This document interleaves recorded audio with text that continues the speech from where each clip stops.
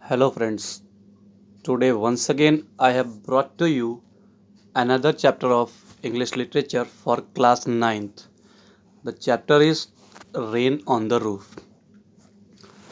So, students, before I start the proceedings of the chapter, I would like to tell you to subscribe our channel, and if you like this video, please like the video and share it to others. Now, let us move to the chapter. Before starting any chapter of literature, it is must for us to know about the poet.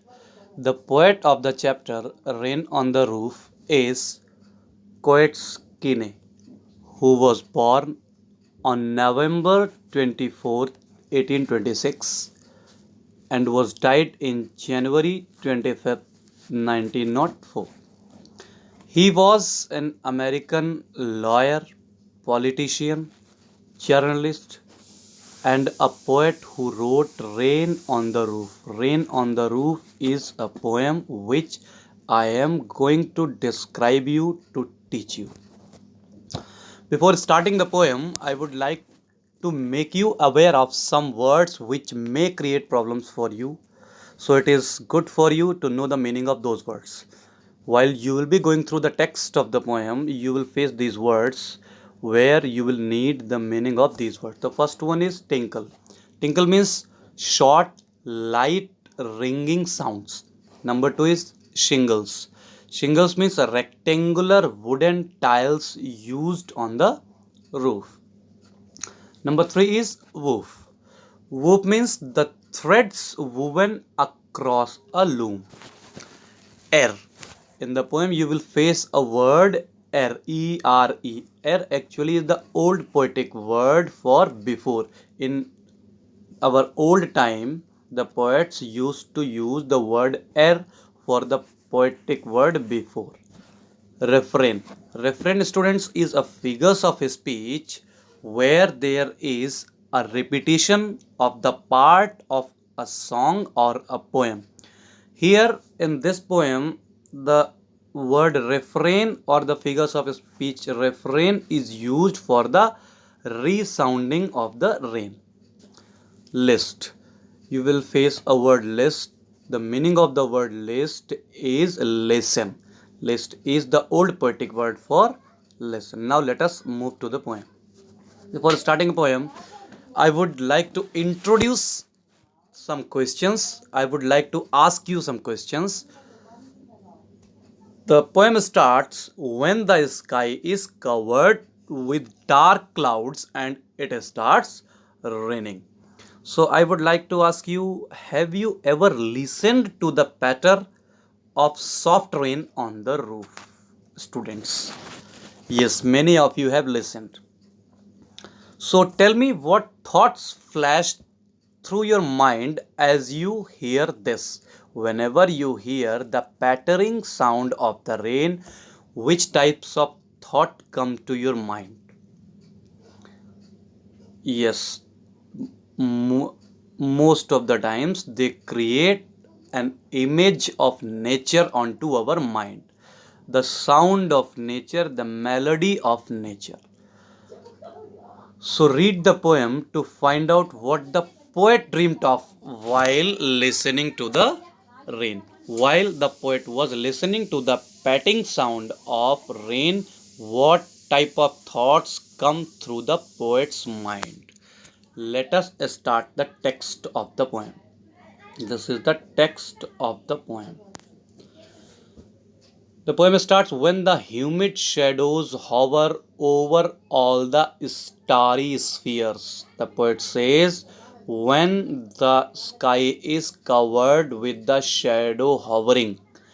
When the word starry spheres means a place which is covered with the stars, means sky. When the sky is full up of humidity, humidity means when the sky is about to rain, and the melancholy darkness gentle weeps in rainy tears. And when it rains, the poet compares the raindrops with the tears. The poet calls the raindrops the rainy tears. So when the humid shadows hover over all the starry spheres and the melancholy darkness gentle weeps in rainy tears. The poet says, when the rain drops from the sky, what a bliss to press the pillow of a cottage chamber bed. Chamber bed means the bed in the room of the poet. The poet says that it gives him the pleasure, it gives him the amusement to press the pillow when it rains and to listen to the patter of the soft rain overhead. The poet says that he enjoys the soft pattering of the rain over the roof. So, once again, I'm going through this stanza. The poet says, when the rain starts, it gives him pleasure.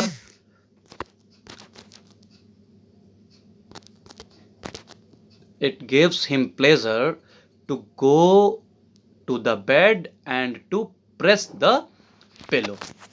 Why does the poet say so? Why does the poet think so? This is the imagination of the poet's mind. This is the creativity of the poet's mind when it rains.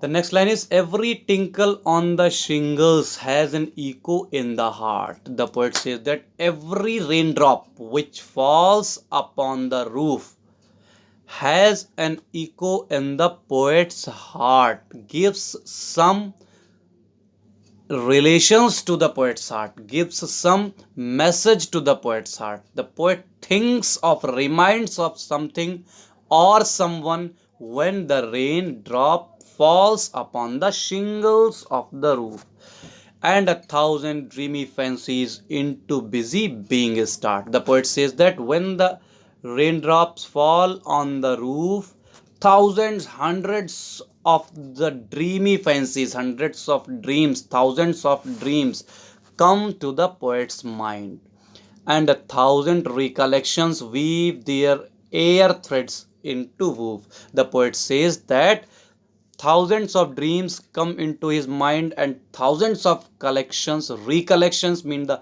old memories come to the poet's mind as I listen to the patter of the rain upon the roof. All this happens when the poet listens to the pattering of the rain upon the roof. When the poet listens to the pattering of the rain upon the roof, hundreds of thousands of imaginations and recollections come to the poet's mind of the past memory.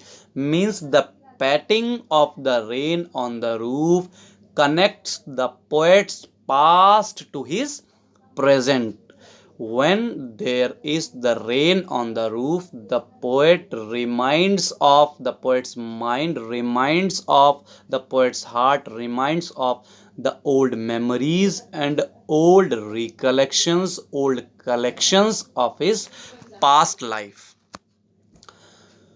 In the third stanza, the poet says, now in memory comes my mother.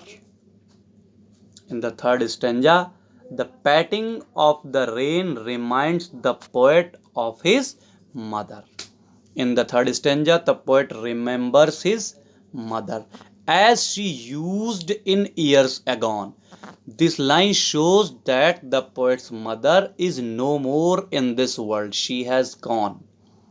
And the poet now is a grown up adult. As she used in years agone, the poet says that she used to come and love me when she was alive. To regard the darling dreamers, the poet calls the darling dreamers to the kids, to the people who love their mother. Ere she left them till the dawn, the poet says that she used to give me comfort, she used to allow me to sleep at the daybreak, she used to allow me to sleep soundly, she used to allow me to sleep comfortably, she used to give me the grace, she used to give me the love, she used to give me the affection. She was very lovely to me. She used to love me a lot when she was alive. The poet reminds of his mother. The poet remembers his mother because she is no more now in this world. She has left the poet alone and gone many miles away. Oh, I see her leaning over me. The poet says that my mother leans upon me. I can see my mother leaning upon me. She has come to love me. She has come to give me the affection. As I list, here the meaning of the word list is listen. As I listen to his refrain, to this refrain. Refrain means, I told you, is a figure of speech, the repetition of something. Here the word refrain instructs, indicates the repetition of the patting of the rain on the roof.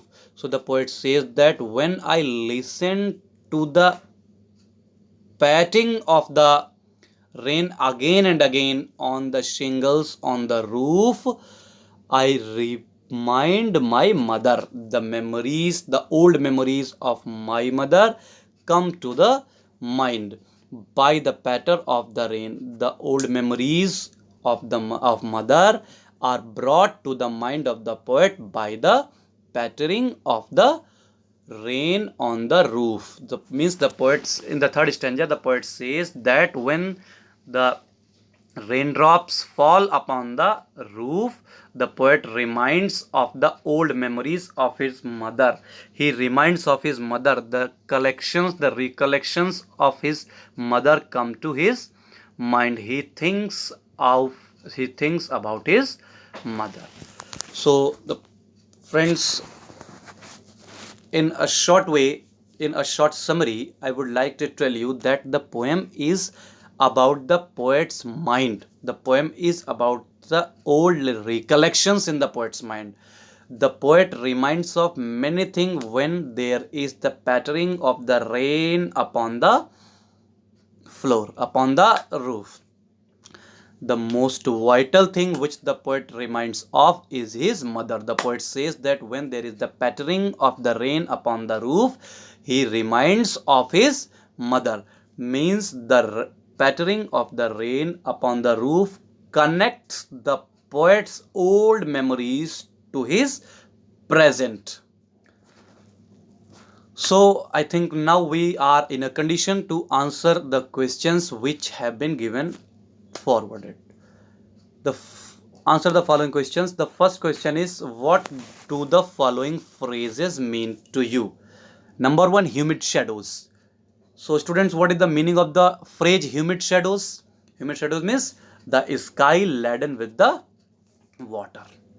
Number two, starry spheres. Starry spheres, I told you, the place where there are numbers of stars, means sky.